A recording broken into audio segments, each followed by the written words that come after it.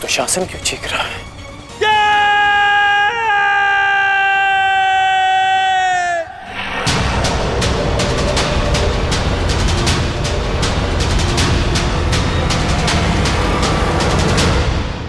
तुम ये सोच रहे हो ना कर्ण कि विकोदर भीम तुम्हारी पाश से कैसे निकल गए? कदाचित तुम भूल रहे हो कि विकोदर भीम पवन पुत्र है और पवन को कौन रोक सकता है?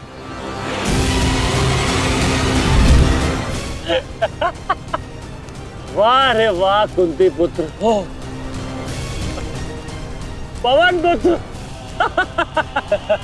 बस इतना ही बल है तुम्हें? बुलाओ बुलाओ अपने भाइयों को यहाँ।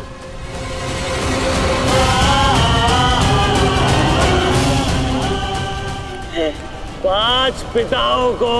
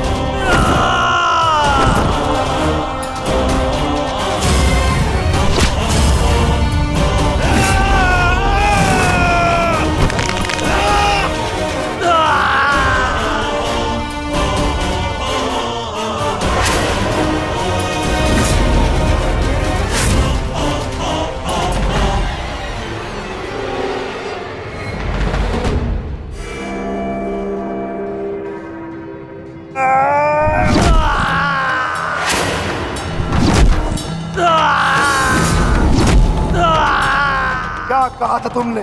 आज फिर से पांचाली का वस्त्रण करेगा? मैं आज और इसी क्षण तुम्हारे प्राण हर लूंगा, घृणित दुशासन।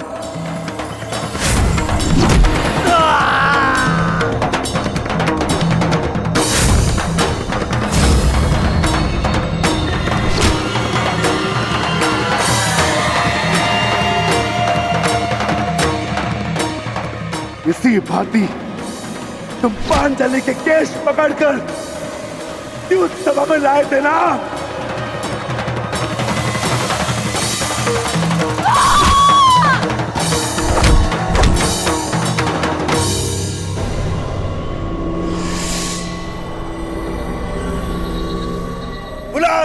दुशासन बुला बुला अपने उस ज्येष्ठ भ्राता को जिसके कारण आज तेरी यह दशा हुई है।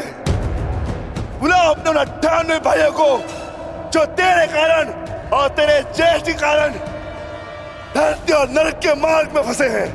बुला दुशासन बुला, आज तो तू बुला तुझको।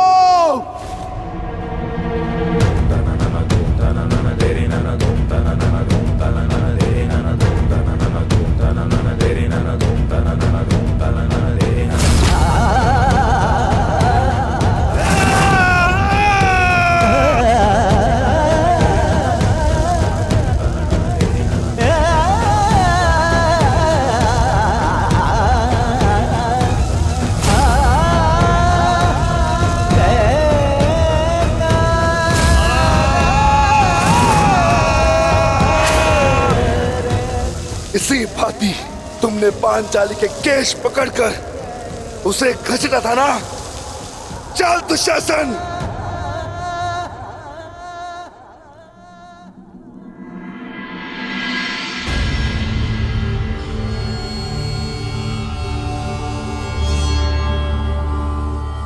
प्रणिपात माता,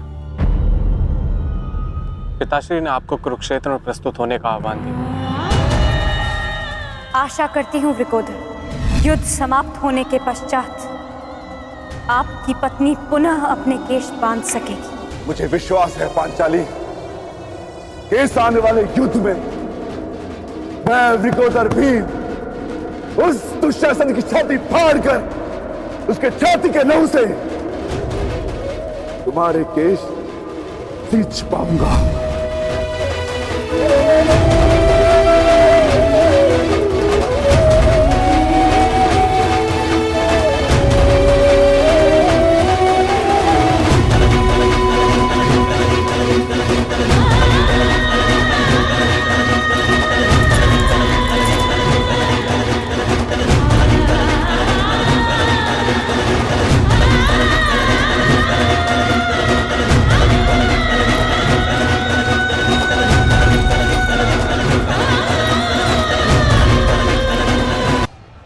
भ्राता भीम की पुकार का अर्थ तो समझ रहे हो ना दुर्योधन।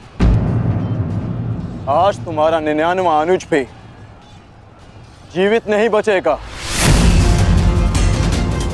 जिस प्रकार उस युद्ध सभा में हम कुछ ना करने के लिए विवश थे, आज उसी प्रकार तुम अपने अनुज की रक्षा ना करने के लिए विवश हो। विवशता क्या होती है उसका भान आज होगा तुम्हें। तुम्हारा अंत करने से पूर्व तुम्हें तुम्हारे किए कुकर्मों का भान कराना आवश्यक है दुर्योधन। हम तो उस दिन विवश थे, किंतु मैं तुम्हें एक अवसर देता हूं। सूर्य अस्त होने में अभी 2 घड़ी शेष हैं और तुम्हारे अनुज के पास भी।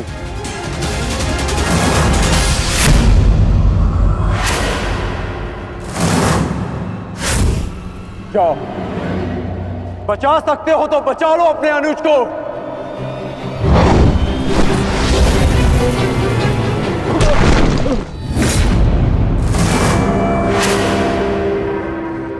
जाओ दुर्योधन, दौड़ाओ अपना रथ और बचा लो दुशासन के प्राण। कर चलो।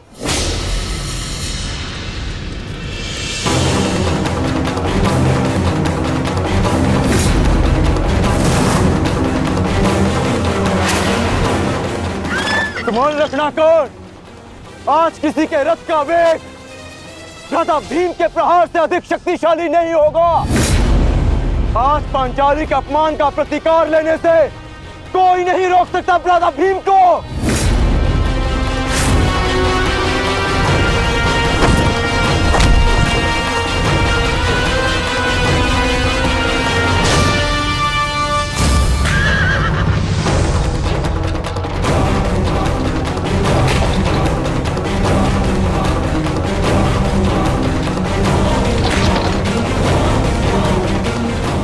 शीघ्रता करो मित्र।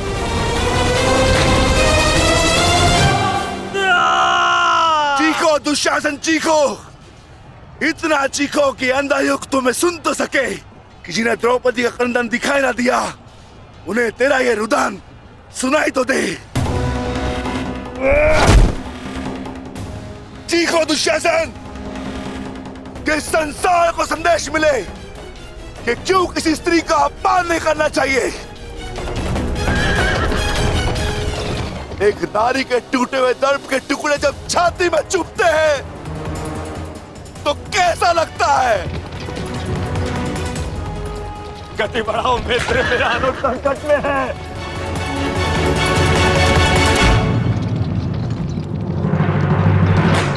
इस बाएं हाथ से तुमने द्रौपदी के केश पकड़े थे ना, स्मरण है ना नीच।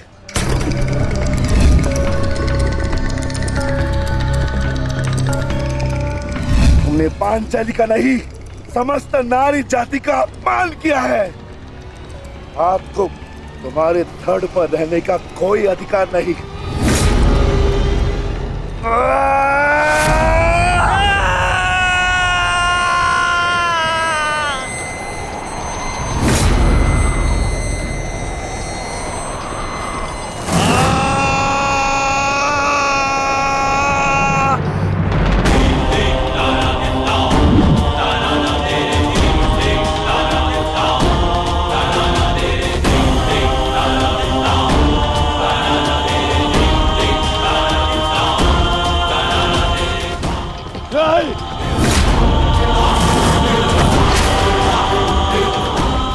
इसी दाएं हाथ से तुमने द्रौपदी का चीर पकड़कर खींचा था ना।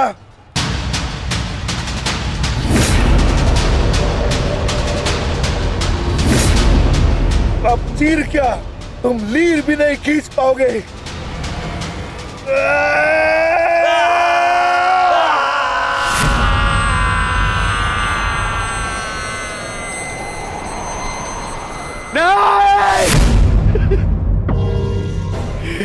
बस करो संजय, बस करो, मुझे कुछ और नहीं सुनना। दुशासन!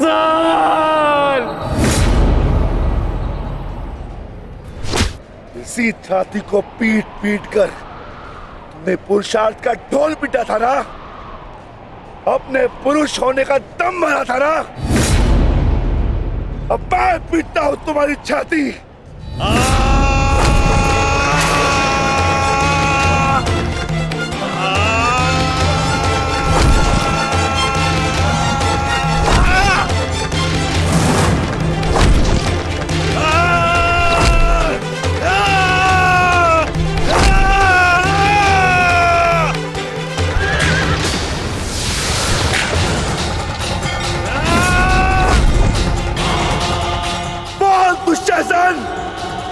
तुमने क्या कहा था पांचाली को? बोल, तुमने क्या कहा था पांचाली को? वैश्या! बोल दुशासन, फिर से बोल।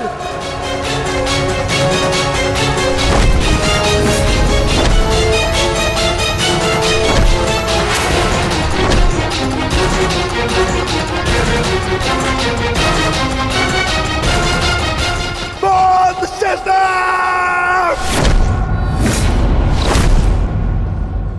दुशासन, बोल।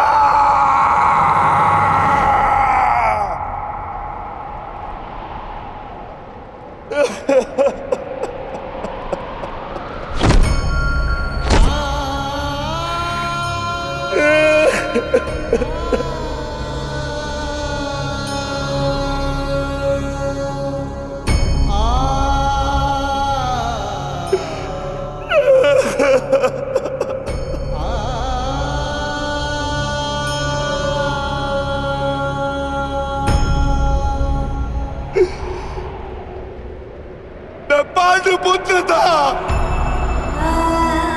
मैं देव पुत्र था।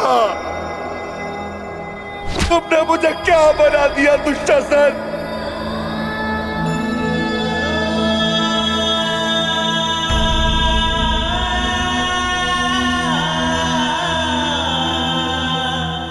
तुमने मुझे पशु बना दिया, तुमने मुझे एक राक्षस बना दिया।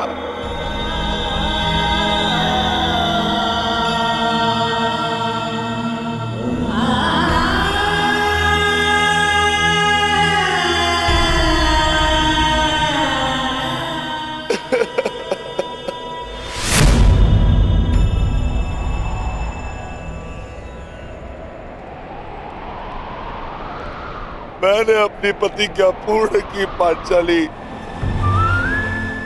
परंतु मेरे प्रश्न का उत्तर पूर्ण नहीं हुआ।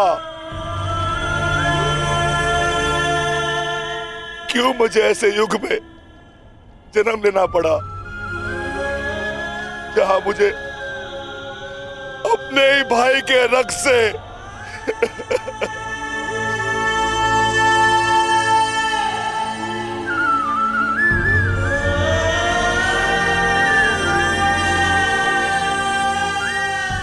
ऐसा क्यों हुआ पांचाली? ऐसा क्यों हुआ?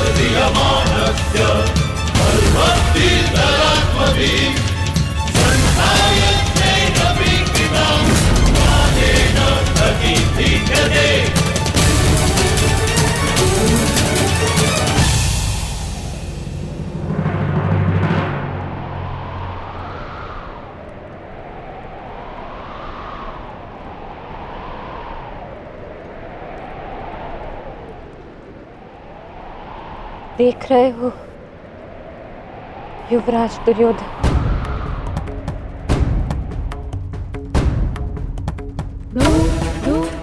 देख रहे हो अंगराज कर्ण, ये लहू, ये रक्त, ये 5 गांव ना देने का मूल्य नहीं।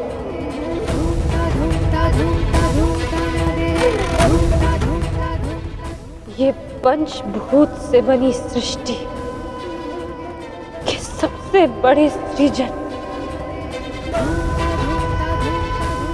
स्त्री के अपमान, उसे यातना देने का मूल्य।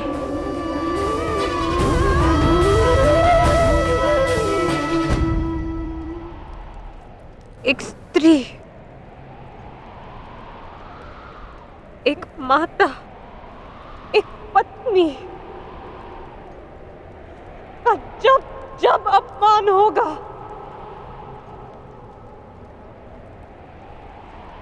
तब तब ऐसा दृश्य दोहराया जाएगा।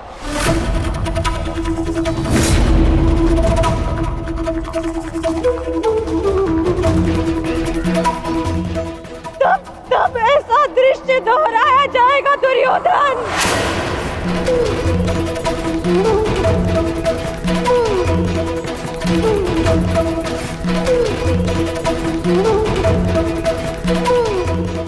एक स्त्री को अश्रुओं से स्नान कराने का मूल्य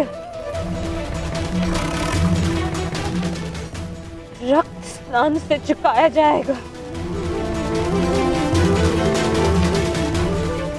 आज मेरी पीड़ा कम नहीं हुई है, और बढ़ गई है।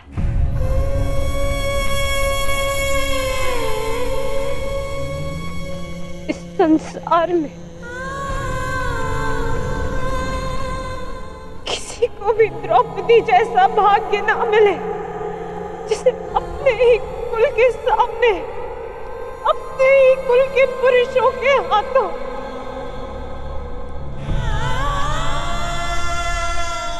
अपमान सहना पड़ा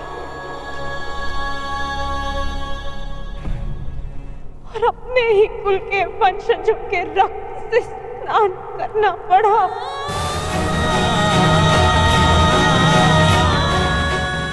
हे ईश्वर, इस संसार में किसी को भी द्रौपदी बनाकर जन्म मत देना।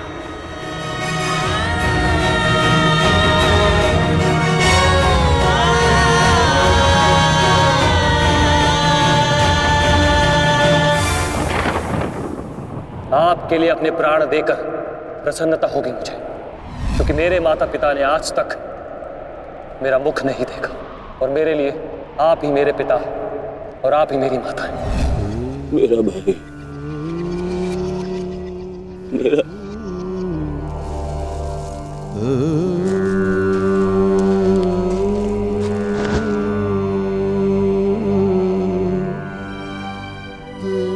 दुशासन,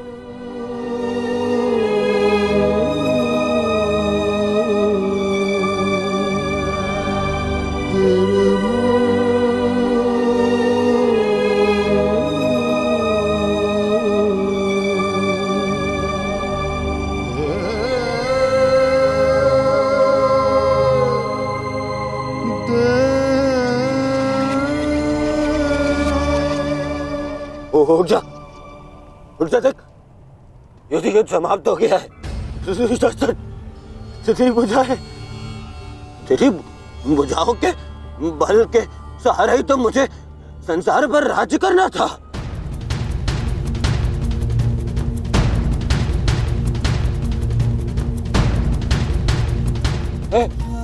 हे दुशासन, मेरा अनुज नहीं, तेरी आंखें का तू अनुज, मुझे यूं अंधकार में छोड़कर मत जान।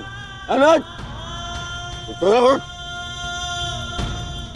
मैं हमारे पिता के भांति अंधा हो जाऊंगा, अंधा हो जाऊंगा। चलो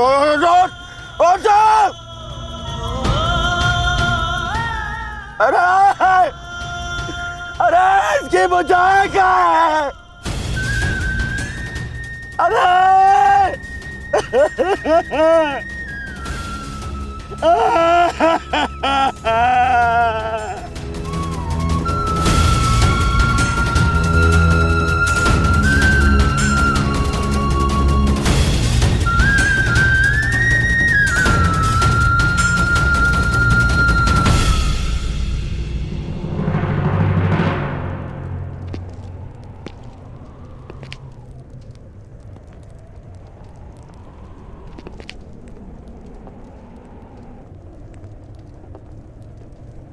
कदाचित तुमने अपने अनुज दुशासन की भुजाओं के बल से ये संसार जीतना चाहा होता दुर्योधन।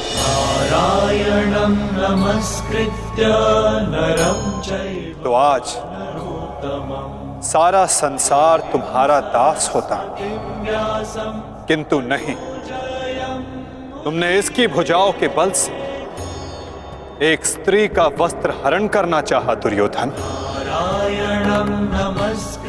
कदाचित तुमने इसकी दुर्जयता के बल से तीनों लोकों पर शासन करना चाहा होता दुर्योधन, तो आज तुम्हें वो भी मिल जाता, परंतु नहीं, तुमने ऐसा नहीं किया दुर्योधन। तुमने अपने अनुज दुशासन के मन में कुटिलता और कुचक्र का षड्यंत्र रच दिया। कदाचित तुमने अपने नेत्रों को उचित मार्ग दिखाया होता दुर्योधन, परंतु तुमने अपनी उन आंखों से महाविनाश का स्वप्न देखा।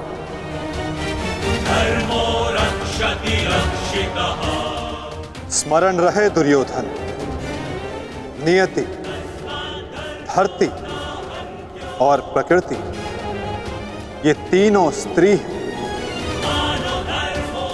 और जब जब स्त्री का अपमान होगा, नियति पुरुष के विरुद्ध होगी। धरती उस अपमान का भार नहीं सहेगी और प्रकृति उसे नष्ट कर देगी।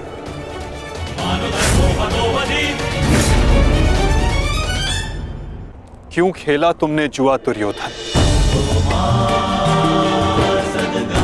क्या तुम्हारे अनुजों में, क्या तुम में पुरुषार्थ कम था जो द्यूत खेलने की आवश्यकता पड़ी?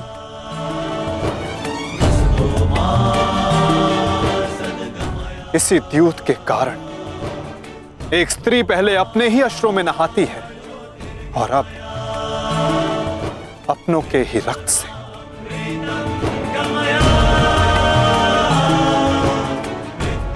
क्यों किया तुमने ये लालच दुर्योधन? क्यों रचा ये कुचक्र? इसी द्यूत, इसी कुचक्र, इसी लालच के कारण रचता है ये युद्ध, ये महाविनाश, ये महाभारत।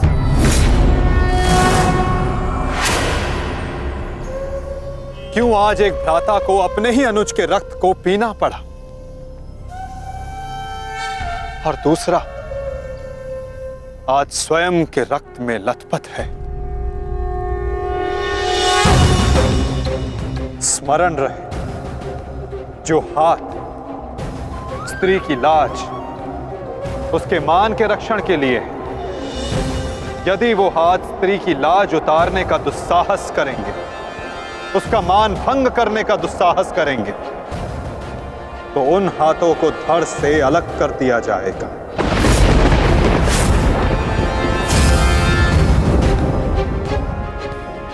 जो वस्त्र हरण करेंगे उनका प्राण हरण होगा। जब जब किसी की आंखें अनुचित होता देखना स्वीकार करेंगी, तब तब उन आंखों को बंद होना होगा।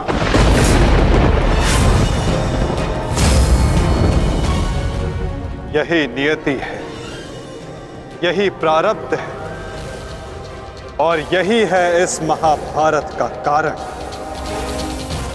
और निवारण।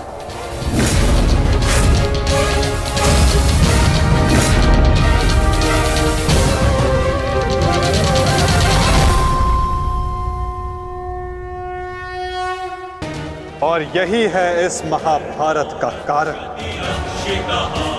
और निवारण।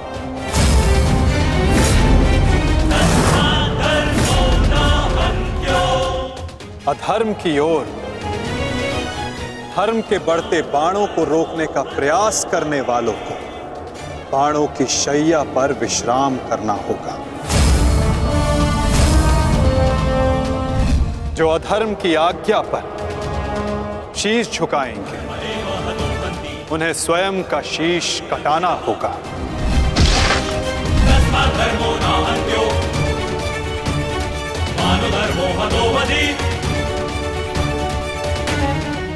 अधर्म को ना किसी का कवच बचा सकता है, ना ही किसी के बाण। ऐसा कोई रथ नहीं जिस पर अधर्म चढ़कर अपने लक्ष्य तक पहुंच सके। ग्रास लेगी ये धरा उस अधर्मी को भी और अनचाहे उसका साथ देने वाले के रथ को भी। जो एक झूठे वचन के लिए सत्य के चक्र के समक्ष आकर खड़ा होगा, उसे स्वयं सत्य के चक्र के साथ धंसना होगा।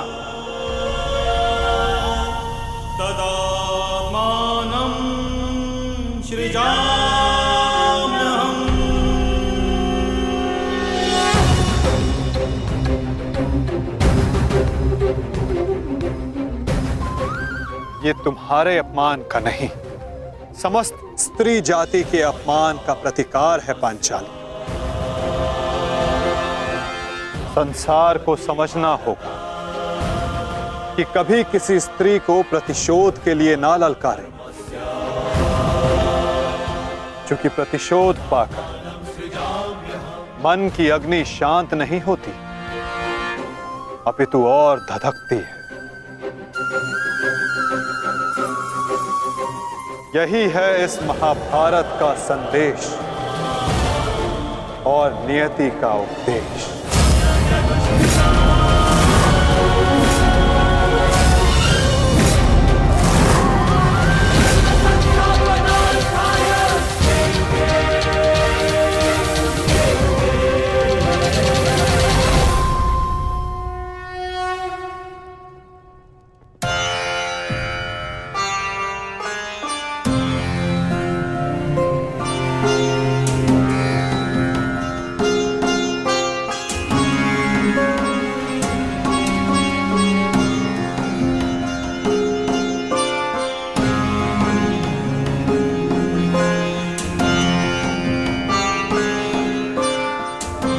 अपने आप को संभालो मित्र। एक योद्धा को रोकर विदा नहीं करते।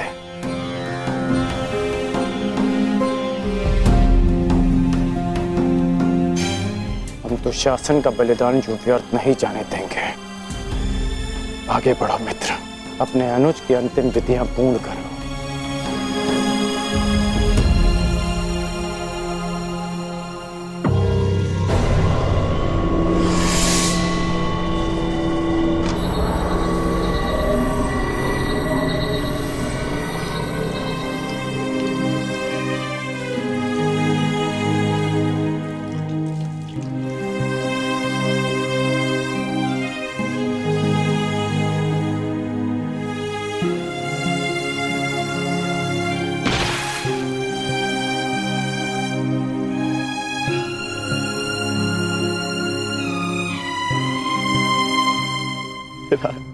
अच्छा, प्रेहि प्रेहि पतिभिः पूर्वैर्भिर्यत्रा न पूर्वे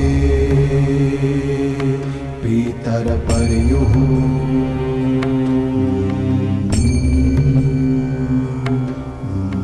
भूभराजना स्वधया वरुणं च दिवम्। पुत्र,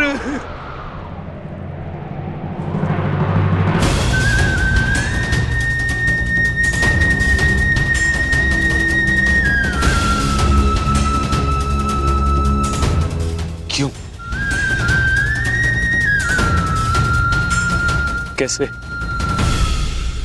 कैसे होने दिया तुमने ये?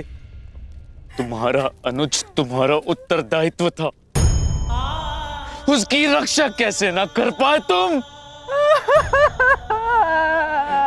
मैं नेत्रहीन हूं पुत्र, परंतु ऐसा प्रतीत होता है जैसे किसी ने मेरा एक नेत्र छीन लिया है।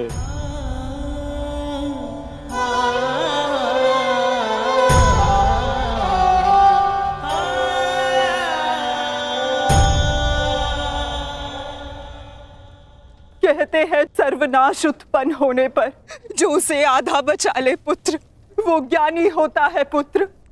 मैं अपने 99 पुत्रों को तो खो चुकी हूँ, परंतु मैं अपना अंतिम पुत्र नहीं खोना चाहती, नहीं खोना चाहती।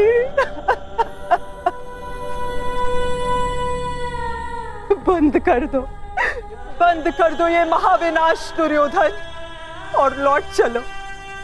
किसी को तो रहने दो जो हमारा पिंड दान कर सके।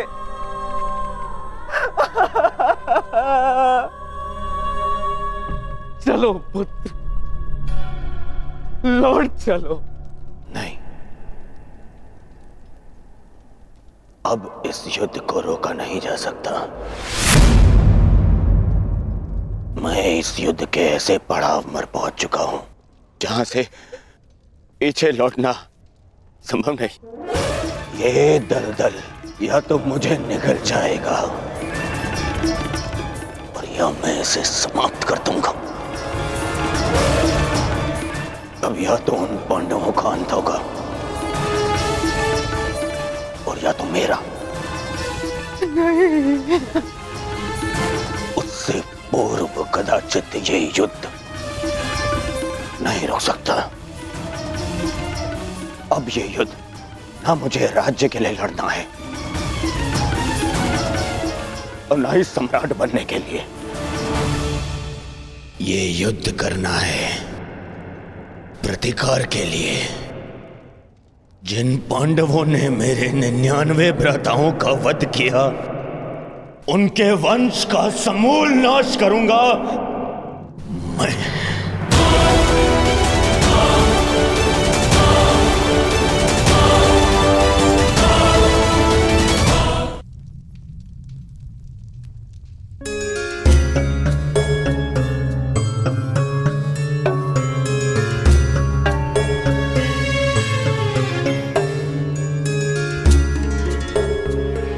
किस चिंतन में डूबे हो युधिष्ठिर?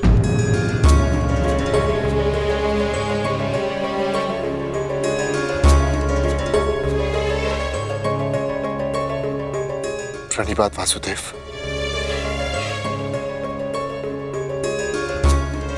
तुमने मेरे प्रश्न का उत्तर नहीं दिया युधिष्ठिर। हाँ वासुदेव, मेरा मन अशांत है। बुद्धि पर जैसे भ्रम की धूल से जमी है। समझ में नहीं आ रहा है वासुदेव कि इस महायुद्ध से हमें क्या प्राप्त होगा। आश्चर्य, धर्मराज के मन में ऐसा असमंजस। वासुदेव, मैं आपसे निवेदन करता हूं कि मुझे धर्मराज कह के मत पुकारिए। इस धर्म युद्ध में बिखरे अधर्म की छींटें मुझ पर भी पड़ी हैं। मैं धर्मराज कहलाने योग्य नहीं हूं वासुदेव। युद्ध में शरीर और सेना के बल से अधिक महत्वपूर्ण आत्मबल होता है युधिष्ठिर।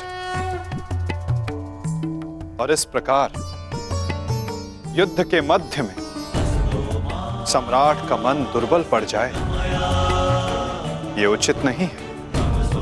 तुम ये मत भूलो युधिष्ठिर कि ये महायुद्ध केवल तुम्हारा नहीं है, ये संपूर्ण भारतवर्ष की उस प्रजा का भी है जो न्याय चाहती है, जो अधर्म से मुक्ति चाहती है, जो तुम्हें हस्तिनापुर का योग्य उत्तराधिकारी मानते हैं, जो तुम में भारत का योग्य सम्राट देखते हैं। इस युद्ध में तुम्हें सम्राट बनते देखने के लिए अनगिनत सैनिकों ने अपनी आंखें बंद कर ली युधिष्ठिर। और आज भी अनगिनत सैनिक सज्ज हैं अपना बलिदान देने के लिए। एक सम्राट का कर्तव्य है कि वो अपनी सेना, अपनी प्रजा का मार्गदर्शन करे, ना कि स्वयं दुविधा में फंस जाए।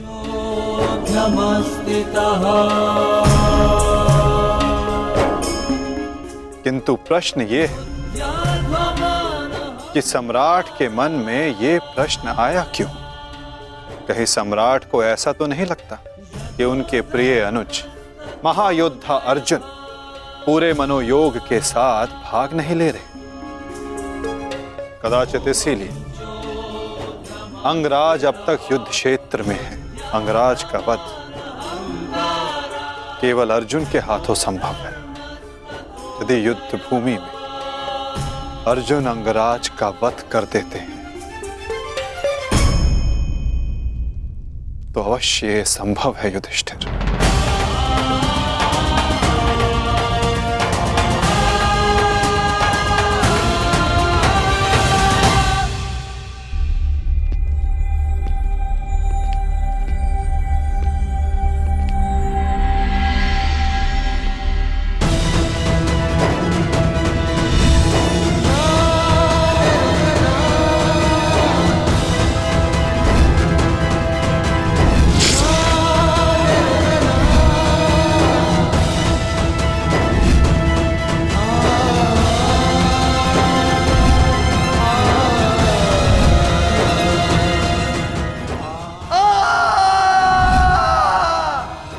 मैंने जीवन भर परिवर्तन के लिए संघर्ष किया, क्योंकि जब भी मैंने ऐसा किया